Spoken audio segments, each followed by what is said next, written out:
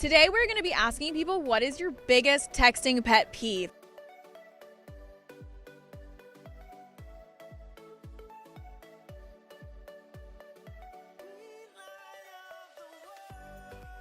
What do you think is your biggest texting pet peeve? I think my biggest texting pet peeve could possibly be texts that are just way too long. Like it's text, shorten it up and just get your point across. What do you think is your biggest texting pet peeve?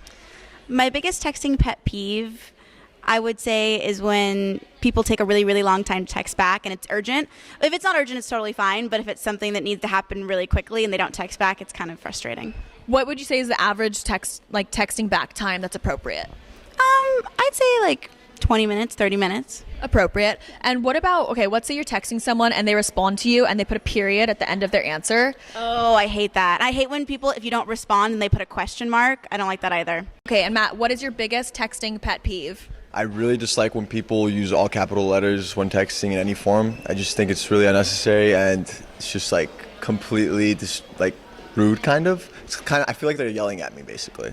What is the one thing that you hate to see in a text message that you receive?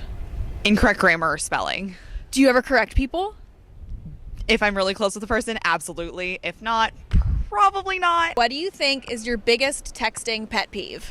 When people use periods unnecessarily, just like, why are you using a period? You know? Does it feel aggressive when they use a period in their text? A little passive aggressive. A little passive aggressive. What about if they send a text in all caps? How do you interpret that?